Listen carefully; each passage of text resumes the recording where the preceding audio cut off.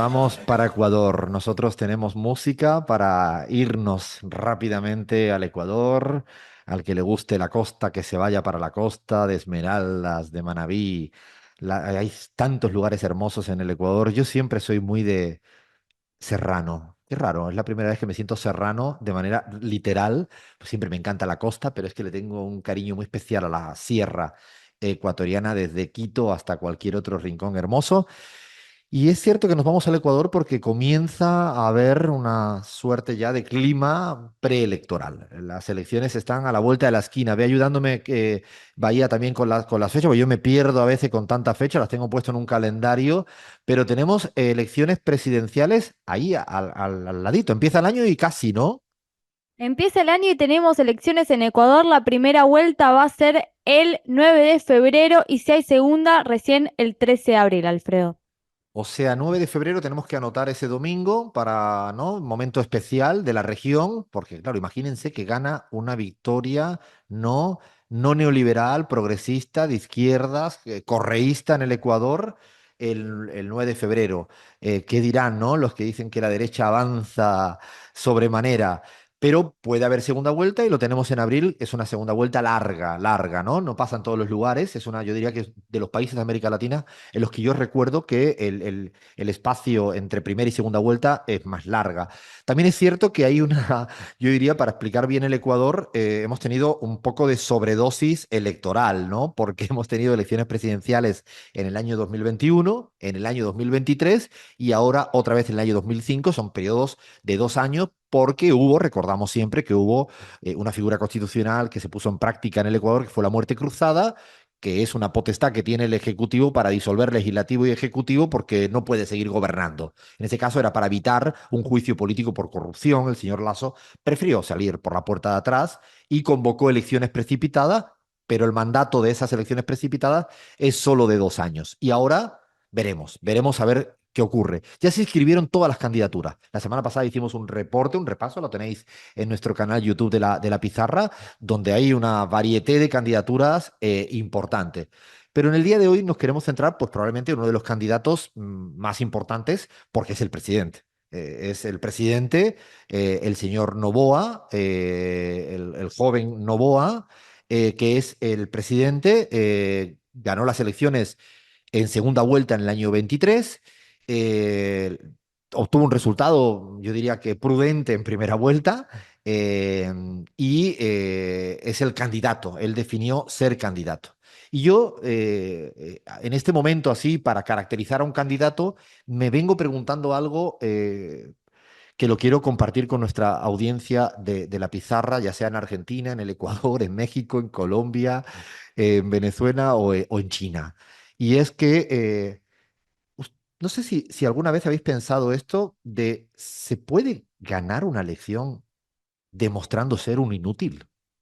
O sea, yo me paro a pensar si estuviera con un grupo de amigos y amigas, yo le confiaría al más incapaz o a la más incapaz la tarea más complicada. O sea, yo le daría la confianza a que organice un viaje de amigos al que siempre es capaz de hacer todo mal, se le pierden los papeles, se olvida de las citas, llega tarde a todos los sitios, no, se confunde del lugar donde hay que ir y no para de hacerlo y volvemos a reunirlo y yo le digo, yo no lo haría.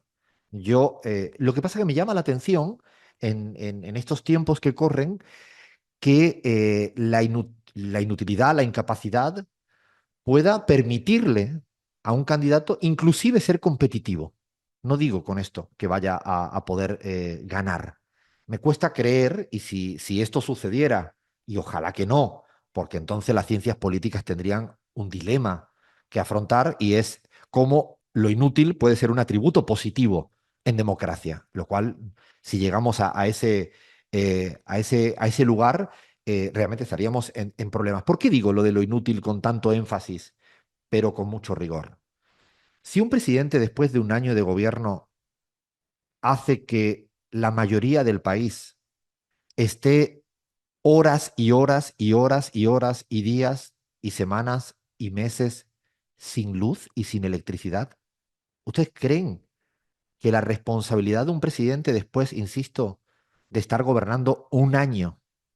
Porque claro, él dice que es poco tiempo, entonces que hubiera dicho que no es capaz o que es incapaz de resolver nada en un año. Bien, entonces quizás la gente diría, bueno, yo no tengo paciencia para estar 6 meses ininterrumpidos con 8 a 10 a 12 horas por día sin luz.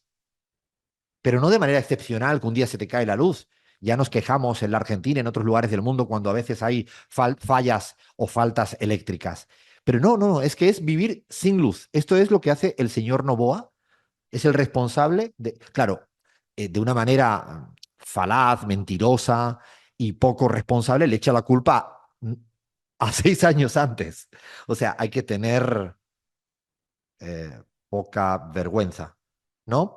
Si yo estoy en mi casa y hay una gotera y después de un año no la arreglo y encima le echo la culpa al propietario de la casa 6 años antes, en mi casa se mueren de la risa de mí por no decir otra cosa. O sea, es un momento en el cual se puede decir cualquier cosa. Lo peor de decir cualquier cosa es que la gente está pasando un problema de electricidad cotidiana, diaria. Pero el problema de la luz, que yo diría que es de las cosas peores que le pueden pasar a un ser humano en el día a día, es que le añades que la inseguridad y el narcotráfico no solo no lo ha mejorado, sino que viene empeorándose. En Quito no había núcleos de narcotráfico tan asentados. La inseguridad día a día es mucho peor que antes. El nivel de homicidios, según todas las cifras internacionales, son peores. Y le añado algo, viene gobernando a base de estado de excepción. O sea, él pidió tener absoluta plenitud sin respetar la mayoría de principios constitucionales, precisamente por eso le llamamos excepción, para abusar de la militarización, de hacer cualquier cosa, y en cambio no resuelve nada y empeora todo en materia de seguridad y narcotráfico. Entonces, no tenemos luz y va la cosa peor en inseguridad. Y además le añades que el día a día de la economía, la gente sigue empobreciéndose en materia salarial. No hay ni un indicador, ni macroeconómico, ni microeconómico, que haya mejorado en materia económica. Ni uno. O sea, ni salarial, ni ingresos. Si quieres mirar las cifras del cuadro macroeconómico, no mejoran. Dijo que no iba a subir el IVA, el impuesto al valor añadido, y lo subió. O sea, el combo es, me va peor en economía, tengo miedo de salir a la calle y estoy sin luz. O sea, no es que utilice la palabra inútil porque me apetezca, no, es que yo creo que si a mí alguien me dice que me deja sin luz, me empeora lo económico y no sé si me van a atracar en la esquina o me pueden matar en la otra esquina, lo único que se me ocurre como mínimo es la palabra inútil por ser muy diplomático. A esto añádele las prácticas de a su vicepresidenta electa la manda a Israel, a no sé qué tendría que hacer el Ecuador en el conflicto palestino-israelita. La manda para Israel, después la saca a Turquía y después lo último que ha hecho es que ilegalmente la saca de su condición de vicepresidenta, sin saber cómo se ha hecho, porque no existe base legal para lo que ha hecho. Pero no solo hace esto con su vicepresidenta, sino al candidato que le podía quitar unos pocos de votos, no sabemos si 5 o 10%, le plantea claramente, lo proscribe. O sea, fin, lo quita de la carrera presidencial al señor Jan Topic. O sea, me molesta. Recordarán también que tampoco supo respetar el derecho internacional porque de repente asaltó la embajada de México en Quito, incumpliendo cualquier tipo ¿no? de práctica de legislación internacional. Todo esto es lo que el señor El Noboa viene haciendo. Claro, cuando miran las encuestas, y esta semana me llegó una encuesta muy seria, no hecha por nosotros, ni hecha por nadie afín al correísmo, que es una encuesta presencial de 2.000 casos y dice que la imagen de Noboa ya va en caída libre, ahora empiezo a entender un poco todo. Ya está en niveles muy por debajo del 40%. Empezó con el 80%, ¿eh? Pero lo más interesante es que en aprobación de gestión, ya sea en economía o en inseguridad, sigue en caída libre, muy por debajo del 35%. Y si lo miramos en intención de voto, ya dejó de ser el primero en intención de voto en primera vuelta, está el segundo y muy alejado de la primera. Imaginarán a qué me refiero con la primera, ¿no? A Luisa. González, candidata del correísmo, que siempre fue la primera identidad política del país. Bueno, cada vez más la brecha entre la candidata Luisa González y el candidato presidente Daniel Noboa es mayor a favor de la lideresa Luisa González. ¿No?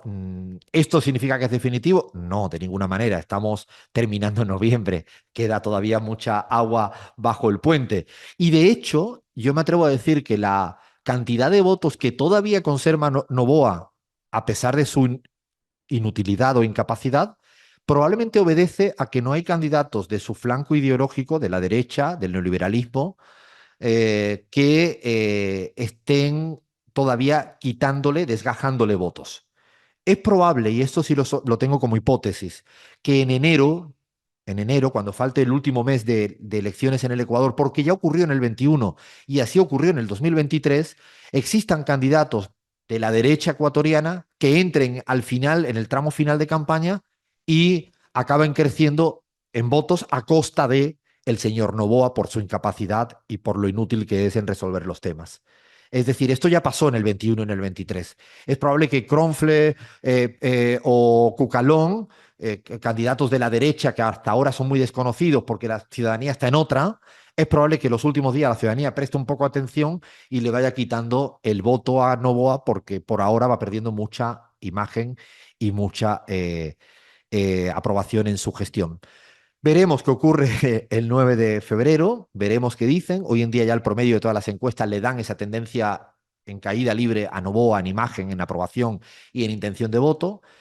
Es muy interesante ver cómo en el otro lado de la política, por terminar, tenemos a una Luisa González cada vez más alta en imagen positiva y cada vez más alta en intención de voto, con un Rafael Correa con un recuerdo y un presente cada vez mejor en términos de imagen positiva. Los datos de Rafael Correa después de tantos años, yo he mirado muchas encuestas a lo largo del tiempo, son los que más alto tienen imagen positiva desde el 17 hasta la actualidad. La gente dice, es que vivíamos mejor, claro. Sí, había menos inseguridad, había mejores ingresos y había luz.